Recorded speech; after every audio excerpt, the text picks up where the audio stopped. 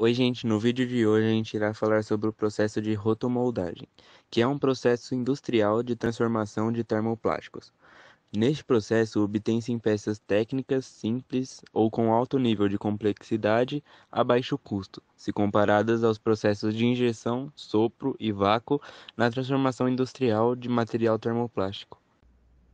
É muito importante saber cada peça do equipamento e suas funções, porque se acontecer algo, podemos avaliar e saber se o erro está em determinada peça. Então vou falar cada uma agora, começando pelo forno, que o molde entra e é onde o material se solidifica, distribuindo o calor uniformemente, e é muito semelhante com a função do cilindro. 2. A câmara de aquecimento. Ela aquece as máquinas convertendo a energia elétrica em energia térmica, sendo semelhante à resistência de uma injetora convencional. 3. Os ventiladores. Eles têm a função do resfriamento do molde e da peça. 4.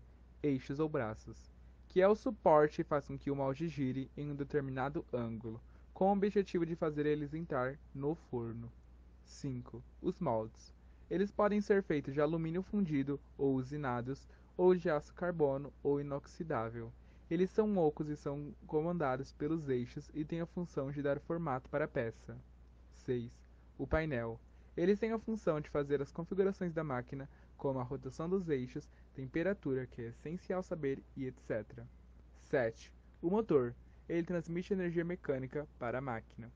E por último, mas não menos importante, o redutor, que ele reduz a velocidade passada no motor e evita que seja transmitida direto para a rosca. Além de saber a função de cada peça, temos que saber os tipos de máquinas. Vou citar 4. O primeiro, as máquinas do tipo carrossel. Elas são máquinas rotativas que são muito comuns e versáteis na indústria, porque desde a sua criação, o objetivo dela era economizar o tempo na produção. Bom, para entender, a cada braço da máquina é considerado uma estação, e que tem a área de aquecimento, resfriamento e desmontagem. Com isso, uma de suas maiores vantagens é a possibilidade de moldar outros materiais em cada um de seus braços, ou seja, em cada estação. E uma de suas desvantagens é por conta dos seus braços se movimentarem juntos. Então, todos devem ter um tempo semelhante para que não haja desperdício do tempo. Segundo tipo, as máquinas tipo lançadeiras, a shuttle. Elas são usadas para peças muito grandes, que normalmente utilizam-se máquinas também de conceito biaxial, configuradas com carros lineares, denominadas shuttle. Elas são simples de construir e de manusear, e são de baixo custo de manutenção. Isso é maravilhoso. Bem, essas máquinas, elas foram criadas para uma tentativa de conservar espaço. Em um tipo de deslocamento do molde nas duas zonas, ocorre por meio de guias, que isso diminui a mão de obra, como foi dito, baixo custo. A eficiência dessa máquina com as guias é melhorada, usando-se transporte dual, no qual o forno está sempre ocupado com o aquecimento de um molde, enquanto o molde na outra carruagem está sendo resfriado na sua outra estação. E 3. O terceiro tipo, as máquinas clamshell, que são tipo cofre. Elas foram desenvolvidas nos últimos anos, recentemente. Essas máquinas, elas são consideradas únicas por apresentarem um processo que ocorre ao todo na mesma câmara. E essa câmara ocorre o aquecimento, resfriamento, carregamento do material e a desmoldagem da peça. E esse molde, ele pode ser suportado nas duas extremidades do eixo, contendo em cada uma o forno e o sistema de resfriamento no mesmo local, o que influencia não só no custo para processar a peça, visto que para aquecer a peça é necessário vencer as baixas temperaturas do resfriamento e vice-versa, como também influencia no tempo do ciclo produtivo, como também o gasto com energia elétrica ou gás. Bom, depois de tudo isso, vou citar as vantagens desse tipo, como o baixo nível de investimento inicial, o pouco espaço para instalação e também exigem uma mão de obra mínima, permitindo a fabricação de produtos de boa qualidade, vamos dizer verdades, de ótima qualidade. E essas máquinas, elas são indicadas para fabricar produtos de um controle de processo mais rigoroso, para produção em pequena escala e especialmente desenvolvimento de prototipos. Agora eu vou falar o quarto tipo e último, que é as máquinas rock and roll, que elas são provavelmente entre essas as mais antigas em uso. Nossa, muito tempo. E geralmente tem um único molde montado na plataforma.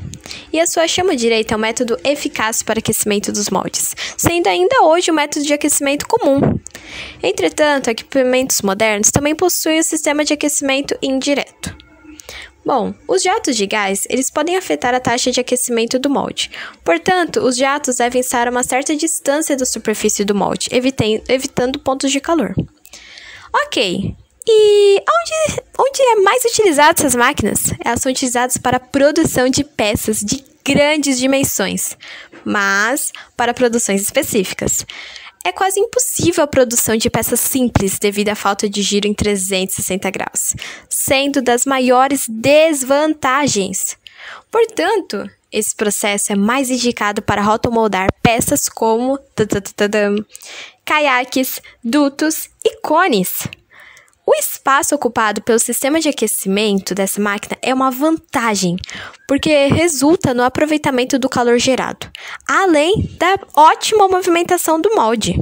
E ultimamente, tem surgido um interesse renovado em máquinas rock and roll, pela simplicidade no design e vantagens, fundamentais para o serviço. Então agora vamos considerar um comparativo da rotomoldagem com outro processo, que é a injeção. A injeção se trata da moldagem dos grânulos de forma que gere a peça desejada. Os produtos feitos a partir dessa técnica podem ser das mais variadas formas. O processo é resumido em 3 fases. Primeiro, o material sólido é derretido até que se obtenha uma unidade. Logo após, o plástico derretido é injetado no molde na forma desejada da peça. Em seguida, a peça é solidificada por um processo de resfriamento, dando origem, assim, ao formato fixo da peça final. A rotomoldagem. A rotomoldagem é o processo de transformação que envolve plásticos e termoplásticos. É um processo simples e com baixo custo. Esse processo gera peças ocas ou abertas, que podem ser de maior ou menor dimensão. O funcionamento acontece por 4 etapas. Primeiro, a resina é colocada no molde. Em seguida, acontece o aquecimento e a rotação. Após esse processo, a peça obtida passa por um resfriamento, seguido assim para a desmoldagem, de modo a originar a peça final. Vamos considerar agora vantagens e desvantagens desses 2 processos.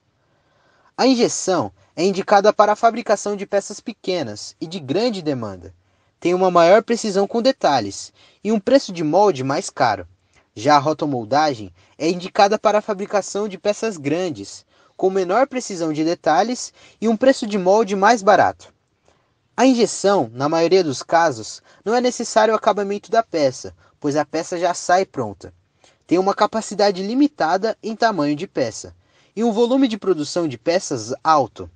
Já a rotomoldagem tem um uso necessário de mão de obra para o acabamento da peça, uma capacidade não tão limitada para a fabricação de peças, um volume de produção de peças mais baixo. A rotomoldagem também tem uma variedade de modelagens e também uma boa qualidade nas peças. Boa tarde, gente. Eu sou o João e eu vou fazer uma pequena comparação sobre o processo de rotomoldagem e moldagem por sopro.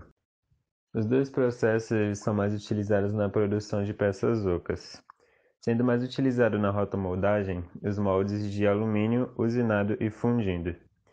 Já na moldagem por sopro, o molde mais utilizado é o usinado, que é um pouquinho mais complicado, pois ele possui linhas de resfriamento e pontos de compressão. O custo médio de um molde de sopro pode ser de 6 a 7 vezes o da rotomoldagem, e ele pode produzir até 30.000 peças por ano. Já na rotomoldagem, com um único molde pode ser produzido de 2.000 a 4.000 peças por ano, e ele tem que utilizar mais moldes se quiser aumentar a produção. E para corresponder à mesma produção de único molde de sopro, um rotomoldador teria que usar de 8 a 15 moldes. A rotomoldagem ela é bem mais econômica do que a moldagem por sopro, porque ele pode criar várias peças que são fabricadas com uma só peça. Esse processo ele é feito em menos etapas e consome menos tempo e dinheiro na fabricação das peças. Como foi mencionado anteriormente, a estratificação da parede criada por ele pode ser espalhada uniformemente, o que diminui os custos. E também é um processo que não exige muitos trabalhadores. Uma equipe pequena e bem treinada é o suficiente para produzir uma peça de boa qualidade. Devido à eficiência e o seu tempo de execução, o processo de rotocast é o mais econômico. A fabricação de plástico por sopro, ela não consegue produzir um produto muito sofisticado e também não é muito econômico porque muitos produtos químicos são usados na produção. E como esses ingredientes químicos eles não podem ser separados, ele não é um produto que pode ser reciclado e por isso aumenta o impacto ambiental. Produtos feitos a partir do processo da moldagem por sopro, eles não possuem uma estrutura tão forte e resistente quanto os produtos feitos no processo de rotocaster. Recipientes menores tornam o processo de sopro um pouco mais complicado, pois o centro do recipiente de produção deve ser controlado com muito cuidado, tornando o processo muito mais lento, por mais habilidoso que seja a pessoa que está fazendo a modelagem. Se houver qualquer erro nesse processo, por ser um processo muito complicado, pode aumentar relativamente os custos. Na rotomoldagem é utilizado o aquecimento no processo. Já na moldagem por sopro é utilizada a pressão. O método de sopro ele tem maior probabilidade de empenar, além de ser mais fraco, ter os produtos que não têm uma estrutura tão forte. Já a rotomoldagem ela produz recipientes mais robustos que são mais confiáveis e seguros. O tempo de ciclo na rotomoldagem ele pode ser superior a 30 minutos. Já no sopro, os ciclos podem ser menores que 1 minuto. Na rotomoldagem, as ferramentas elas precisam ser substituídas regularmente e na moldagem por sopro, os moldes possuem mais durabilidade. Na rotomoldagem, a resina ela é aquecida com o intuito de preencher todas as áreas do molde, mas infelizmente às vezes isso resulta em alguns lugares vazios no produto. A moldagem por sopro ela utiliza um pareso sólido, o que evita vazios e aumenta a integridade. As peças produzidas na rotomoldagem, por ter paredes mais espessas, elas costumam ser mais pesadas. E no sopro, as paredes da peça são mais finas, portanto são mais leves e conseguem essa leveza sem deixar de atender os requisitos do design. Agora eu vou falar de uma parte muito importante, a segurança. Para ficar seguro é de extrema importância o uso de EPIs como botas, luvas, óculos de proteção, máscara de proteção, avental, protetor auricular e para pessoas de cabelo grande é necessário o uso da touca. Os EPCs são imprescindíveis. Algumas especificações são corrente de proteção e as grades, dentre outras. E a preparação do funcionário em qualquer processo na indústria é fundamental. Ainda no processo de rotomoldagem, temos uma inovação, que é o forno de convecção, garantindo maior proteção à queimadura e dentre outros tipos de acidentes. A moldagem rotacional, também conhecida como rotomoldagem, é uma tecnologia de moldagem de plásticos ideal para a fabricação de artigos ocos. Diferente das maiorias dos processos de plásticos, nesse é usada a técnica de fundição e não a pressão envolvida, sendo assim os moldes são mais baratos e econômicos. A rotomoldagem é usada para fazer uma variedade de produtos, pois oferece ao design do produto uma liberdade excepcional, já que é possível produzir em qualquer forma. No processo de rotomoldagem, o material plástico em forma de pó é colocado em um molde oco, feito de alumínio fundido ou de uma chapa de aço. Em um forno que fica girando, o molde aquece o polímero e ele vai derretendo gradualmente. Quando o polímero está totalmente derretido, o molde é levado até uma estação de resfriamento e lá ele é geralmente resfriado com ar e às vezes uma névoa fina de água. A peça ela vai se solidificar conforme o molde esfria. O processo é interrompido e o produto é retirado do molde quando ele está frio o suficiente para se soltar da superfície. O polietileno é um polímero versátil facilmente moldável e por isso a indústria é fortemente dependente dele. Quase todos os produtos rotomoldados são feitos de polietileno, um polímero versátil e facilmente moldável. Como foi dito antes, a rotomoldagem usa a técnica de fundição, então quase sempre ela usa pó em vez de grânulos, o que significa que o material deve ser sempre triturado. O polietileno é relativamente fácil de moer em temperatura ambiente. É possível perceber que a rotomoldagem tem várias características e vantagens quando comparada a outros processos de moldagem. Se você tem uma ótima ideia para um novo produto, mas não sabe quantos vai vender ou simplesmente deseja uma tiragem de produção de baixo volume, o baixo investimento inicial da rotomoldagem se torna particularmente interessante. Reforços de reforço, inserções moldadas e diferentes texturas de superfície são complexidades que a rotomoldagem se adequa.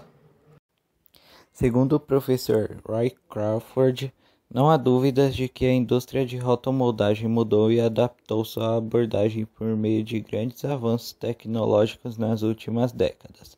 A rotomoldagem evoluiu de um método de fabricação visto por muitos como uma arte negra, para um processo sofisticado de criação de produtos de alta qualidade, alguns dos quais não poderiam ser criados por qualquer outro método de moldagem. Agora que sabemos um pouco mais sobre esse processo, vamos ver as suas aplicações? Bom, as peças com processamento de rotomoldagem podem ser grandes, pequenas, abertas ou ocas. E no processo de rotomoldagem, podemos fazer peças com vários materiais termoplásticos, facilitando a fabricação de produtos com maior leveza e resistência e ainda melhor, menores custos. Mas o que podemos fabricar com esse processo? Há uma diversidade muito grande de coisas que podemos fabricar nesse processo, e entre elas irei citar 4, que são as lixeiras, as bandejas, brinquedos para parquinhos e flutuadores. E foi isso aí o vídeo. Agradeço a todos pela atenção e espero que tenham gostado.